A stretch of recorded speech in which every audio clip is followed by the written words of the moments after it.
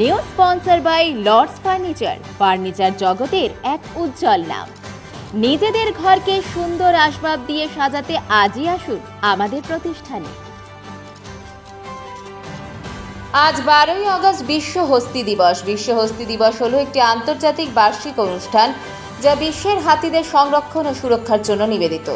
বিভিন্ন জায়গার পাশাপাশি বিশ্ব হস্তি দিবস পালিত হলো society for nature education and health awareness নেহার উদ্যোগে জলপাইগুড়ি সেন্ট্রাল কোঅপারেটিভ ব্যাংকের শতবার্ষিকী ভবনে।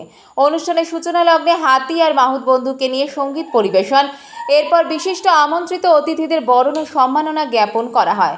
এরপরে পশ্চিমবঙ্গ সরকারের সহায়তায় সূর্যকমল বণিকের তৈরি তথ্যচিত্র মাহুত বন্ধুরে উপস্থিত বিভিন্ন বিদ্যালয়ের ছাত্রছাত্রী, দর্শক, শ্রোতাদের দেখানো হয়। বিভিন্ন বিদ্যালয়ের ছাত্রছাত্রীদের জন্য হাতি মানুষের সংঘর্ষের কারণ ও সমাধানের উপায় বিষয়ক তাৎক্ষণিক বক্তৃতার আয়োজন করা হয়। আজকের অনুষ্ঠান সম্পর্কে স্নেহার সম্পাদক সূর্যকমল বণিক বলেন, অ্যাকচুয়ালি আজকে বিশ্ব হস্তি দিবস, ওয়ার্ল্ড এলিফ্যান্ট ডে। তো এই উপলক্ষে আমরা একটা সচেতনতামূলক প্রোগ্রাম করছি জলপাইগুড়ি কোঅপারেটিভ ব্যাংকের শতবর্ষ ভবনে।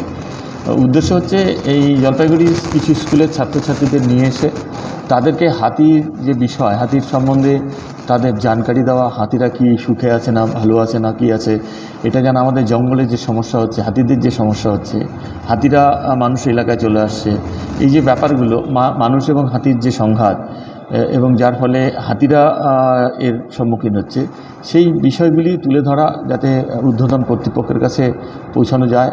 আর আজকের এই দিবসে আমরা ছাত্রছাত্রীদের কাছে মেসেজ দিতে চাচ্ছি এবং তাদের কাছে আমরা একটা এক্সটেম্পো কম্পিটিশন ভাষণ তাদের রাখছি, যাতে ওদের নিজের থেকে বলা এবং সেটা একটা কম্পিটিশনের মতন রাখা আছে, যাতে ওদের সম্যক জ্ঞান তৈরি হয়, নিজের ইচ্ছা প্রকাশ হয় বন্যপ্রাণ এবং এই এনভায়রনমেন্টকে রক্ষা করার জন্য। এই নিয়ে আজকে স্নেহার উদ্যোগ। আজকে 12ই আগস্ট আমরা সবাই জানি আজকে বিশ্ব হস্তি দিবস। সেই উপলক্ষে হাতি সম্পর্কে কিছু জানবার উদ্দেশ্যে এবং সেই সম্পর্কে কিছু বলবার উদ্দেশ্যে আমরা এখানে এসেছি। শুধুমাত্র তো এই বক্তৃতা দেওয়ার মাধ্যমে কিছু করা সম্ভব নয়, কিন্তু এই ছোট ছোট প্রচেষ্টার মাধ্যমে মানুষের মধ্যে সচেতনতা বৃদ্ধির মাধ্যমেই তো করা সম্ভব। কারণ নইলে মানুষ জানবে কী করে যে আশেপাশে কি ঘটছে, বা সবার পক্ষে এই ব্যস্ততার জীবনে তো বন্যজন্তুদের সম্পর্কে খোঁজ রাখা নাও সম্ভব হতে পারে। তো এই সমস্ত ব্যবহারে বা এই সমস্ত ছোটোখাটো অনুষ্ঠানের মাধ্যমে মানুষের মনে সচেতনতা দেখাতে হবে বা জাগাতে হবে যে বন্যজন্তুরা মানুষের জন্যই এক প্রকারের বিপন্নতার সম্মুখীন হচ্ছে।